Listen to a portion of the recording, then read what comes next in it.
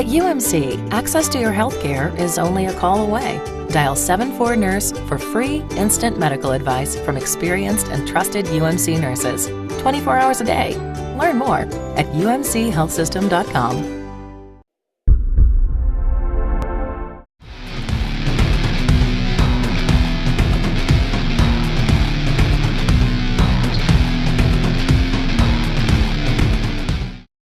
And welcome in, everyone, to RedRaiders.com. I'm Zach Long, that is Don Williams and Chris DePertle, and this is the UMC Health System AJ Media pregame show as we get you locked in and loaded for a huge game in Norman, Oklahoma between the Texas Tech Red Raiders and the Oklahoma Sooners. And Don Williams, in recent history, these two teams have been about as even as you can get in terms of a year-to-year basis. Yeah, I think it's 3-3 the last 6 games. So Tech has certainly proven that it can go win at Oklahoma as they did 2 years ago. And of course, the Red Raiders had that string of where they won 3 in a row against the Sooners here in Lubbock. But this week it's back up in Norman, and Bob Stoops is rallying the OU fans to come out and be loud. Krista, we know Texas Tech is 7-0, and they've done some very impressive things, but you can't help but think that now they're into the meat of this schedule, and this is a huge step up, especially defensively. Oklahoma is one of the best units in the country. It is. This is going to be one of the best ones they've faced, and whether it's Baker Mayfield or Davis Webb at quarterback, they're going to need to be confident, going with poise. Don't worry about it. Just try to hit the open man. In most cases this year, throw it anywhere near Jason Morrow, and he's got it. So we'll see what happens in Norman. And how they got to 7-0, of course, that 37-27 win. Came back from behind. A lot of character in that win over West Virginia on Saturday in Morgantown. In terms of a turning point in that game, what stuck out to you guys as the point where the Red Raiders showed that they had the moxie to come back and win that football game, Krista? I'm going to go with, in the third quarter, every drive except the first drive for West Virginia they scored on until less than 2 minutes in the third quarter when Derek Mays stepped up, took down Quentin Trickett, and that was it. They punted. After that, West Virginia punted to end the game basically until they wound up on down. So I really think that was a big thing. Jason Morrow said that he told the defense, if you make these stops, then we will get this win for you. And I think right there is what got him the win. Don, turning point for you. I'll go with boil it down to one play. Jason Morrow was fantastic on Saturday, as he's been for the last 6 Saturdays in a row. 9 catches, 136 yards this past weekend, and his dominance was encapsulated in that one play. Early fourth quarter where he catches a pass across the middle, safety comes up against him, boom, knocks the guy back in his tracks, then keeps running. Linebacker jumps on his back, and Jason carries him for another 10 yards and winds up being a 37-yard play. A few plays after that, Tech scores the go-ahead touchdown and was able to protect that lead after that. Seeing the replay yesterday, you better use your hands when you're trying to tackle Jason Morrow. You're not going to shoulder that monstrosity down. I don't know what the defensive back was thinking. Well, you need about 3 or 4 guys jumping on him, I think, is pretty much. I mean, the safety came up and hammered him right there at about the 47, 50-yard line and just bounces off of him, and he keeps going. Then you got a linebacker. I didn't think they were going to get him down. The guy was just going to rumble all the way to the end zone. Yeah. Heck of a talent for Texas Tech, and he's starting to get attention, of course, all over the country as a big-time weapon for the Red Raiders and someone everyone's going to have to watch out for. Now let's move ahead, guys, and look not only at the Oklahoma game, but the rest of Texas Tech's schedule. And since we're approaching the Halloween holiday, I thought it would be very applicable that we do a Exercise the Demons, guys, and here's why. Interesting note, Don. Texas Tech's remaining schedule, all those teams, they lost to last year. How about that? Does that tell you last something? Last 5 games, all 5 teams defeated Tech. If that doesn't tell you that it's going to be an entertaining end of the schedule, I don't know what is. So I want to go through these remaining games minus Oklahoma, which we'll pick later in the show, and I want you to tell me, is that a demon Texas Tech can exercise and move on? I know you love Halloween, Don. I mean, I can imagine, every Halloween, Don gets his big bowl of toffee candy on the front porch with his pamphlets on how to get rid of the Affordable Health Care Act. All the kids getting all at Don Williams' house, right? I hadn't thought of that, but that's a good idea. There you go. You can thank me for that being at Don Williams' house this year. Let's start first, Krista, with Oklahoma State. Nothing scarier than Mike Gundy hacked off in a press conference. Oh, you don't want to go there. But the thing with Oklahoma State, the way that West Virginia won that game was they stopped the Cowboys' vertical attack. So I think if Tech does that, with this game being in Lubbock, Tech can get the win easily there. Don, Pistol Pete's one of the scariest damn mascots to ever be invented. I mean, that right there is frightening enough, but so is the football team. Is that someone Tech can get by? Yeah, I think so, because it's a home game. And with Tech's momentum and also the crowd atmosphere that they've brought back to Jones Stadium this year. I think the Red Raiders will be able to squeeze by Oklahoma State this time. Moving on to Kansas State, guys. Bill Snyder, kind guy. Don't go by his house on Halloween because he's not going to be there. He's probably up eating Taco Bell and working in the football facility. But Manhattan has been a scary place for Texas Tech, but this one is in Lubbock, a much different composition of this Wildcat team, Krista. Yeah, I think so, and also it helps that this is going to be the last home game for the Red Raiders in Lubbock. But if you look at what K-State did against Baylor, hold the ball, run it, run the clock, I think that could take a toll on Texas Tech, but ultimately Tech will score and Kansas State will lose. Don, Kansas State? I think the big one here is going to be Texas Tech's ability to control Daniel Sams at quarterback. He's on pace to rush for 1,000 yards, so he's given them he's kind of given them an element that Colin Klein gave him in terms of a quarterback who can take the ball and hurt you on keepers. The fact that it will be senior day for Texas Tech for a pretty good-sized senior class, those guys will have a little extra adrenaline flowing. And this is not quite as good a Kansas State team, obviously, as they've been for the last several years. So I think Tech will win that one also. Onward now to what could be a monstrous game in Arlington, Texas. The Baylor Bears, the worst part about going as a Baylor Bear for Halloween, guys, you could have the best costume in the world that everyone thinks is awesome, and your candy bowl's still only going to be half full. But there's still candy in it. There's still candy in it. But in terms of their offense, that's very good, Don. Who is going to win this game, and tread carefully. I know the Tech fans love Baylor so much. Well, I think it's Baylor. No one's been able to stop their offense so far. Kansas State, I guess, has probably come the closest, holding them to 35 points. It's phenomenal how many deep passes this team completes, and then you couple that with outstanding running backs that they have with, particularly with Lake Seastrunk and then a couple other guys who are capable also. I think to beat Baylor, you're going to have to score probably 42 points or so, and then have your defense hold them to 35. And again, that's been real tough for pretty much everybody to do this year. I think it's a tall order business. I think the Bears in that one. Krista, can Baylor? Is that just too much for Tech at this point? I think so. I think Baylor has the run game and the potent air attack. I think what's been good, Baylor has been able to hit those long passes, but I think that's because the defense is so worried about what Lake's going to do, what Antoine Goodley is going to do, running the ball, catching the ball, that they have to be careful about what they guard. And I think this will be the first real test for Baylor's defense to see what happens, but if you can't stop them from scoring 70, you can't beat them. And hopefully this works out to where both those teams could be undefeated. That will be one heck of an environment in Arlington, and a whole bunch of meeting to a Tech-Baylor game that just hasn't existed in quite some time. So that could be fascinating. Then to close the year, if you do survive the Baylor Bears, Thanksgiving in Austin, Texas, Don. Mac Brown, well, I don't know what that guy goes to Halloween as, is a poltergeist. The crap he's pulled off this year with the resurrection of that team, that's been an amazing thing. Can he continue that streak and maybe get the better of Cliff Kingsbury in Austin?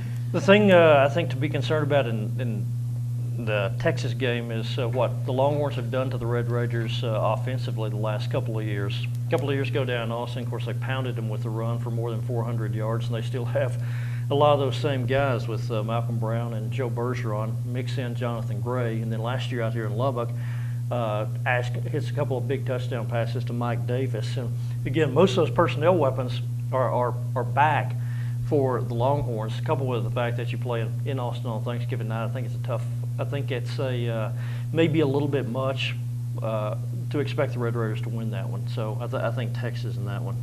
Man, these guys are not having much faith in terms of exercising some demons. Of course, rewatching the Fox broadcast last night of the game, one of the commentators made up a great point. He said, kids, you want the scariest Halloween costume on the block this year?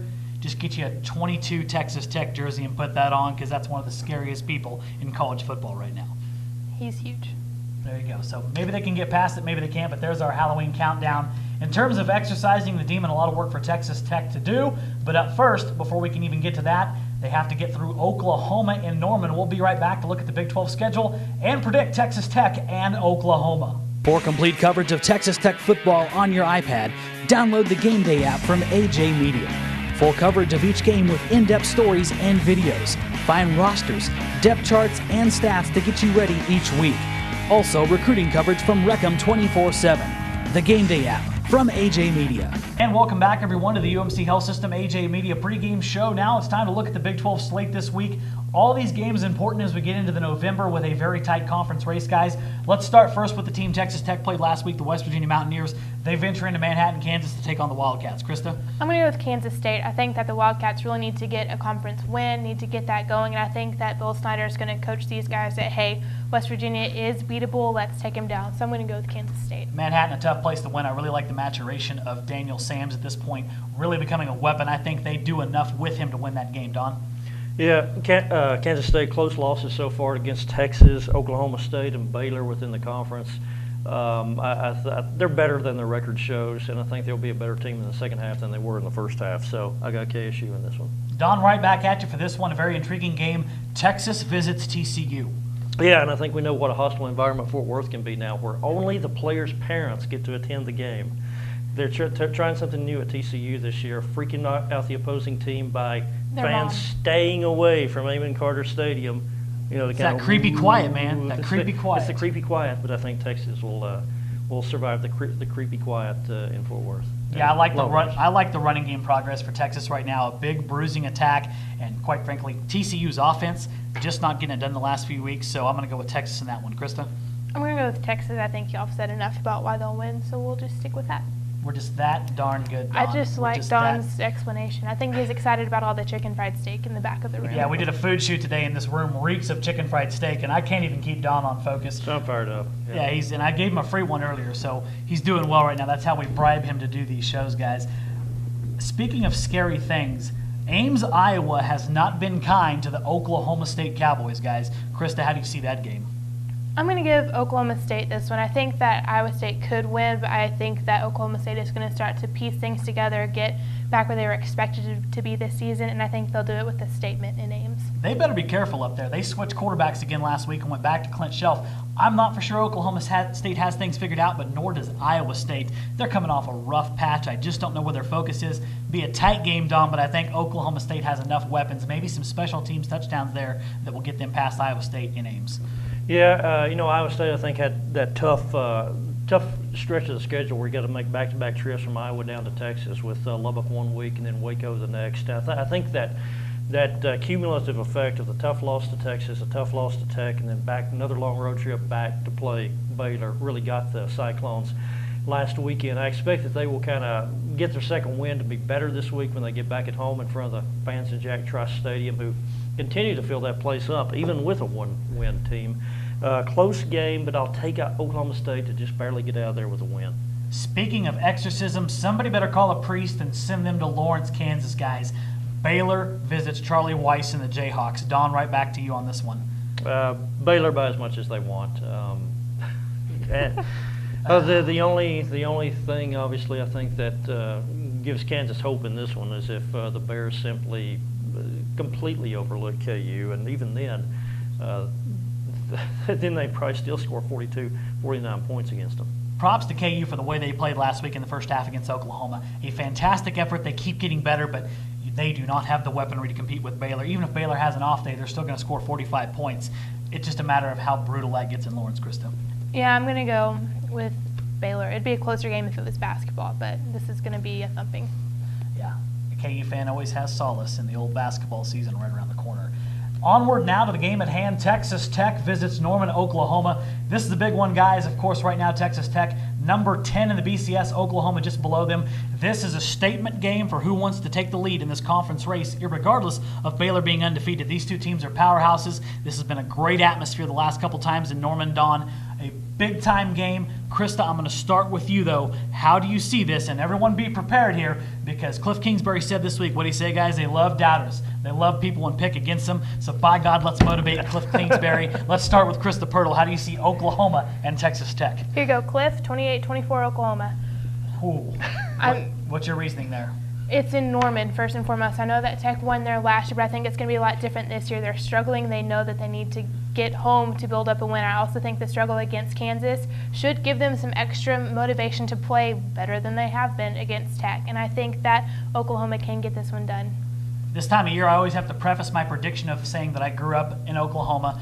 My family's had season tickets at OU for 55 years. So now that I've got that out of the way, I'm going to pick this game. I'm obviously very up to speed on Oklahoma. And I'm going to tell you this right now. Two things. One, their pass defense is fantastic. It'll be the best defense Texas Tech has faced this year. A lot of pressure on the young quarterbacks, whichever one starts for Texas Tech. However, their offense has just been brutal at times. Last week against Kansas, against Texas, it's like they forgot their weaponry and they forgot who they were as a football team. I'm still not convinced of Blake Bell's ability to throw the football. Guys, I think this one's going to be close, but I like Texas Tech's dynamic. I think Tech's defense will really shut Oklahoma down. They don't have to score a lot of points. They have the offensive weapons to get this done. I'm going to go Texas Tech 31, Oklahoma 24 in a very close game in Norman, Don. I think we all see it as a close game. I got Oklahoma winning 27-20. When we were coming back Sunday from West Virginia, what were we talking about, Zach? Bob Stoops will probably call out the fans. He's already done it this week. He's already done it in the media and said, sure, we'd be nice to have that atmosphere like they had in 2008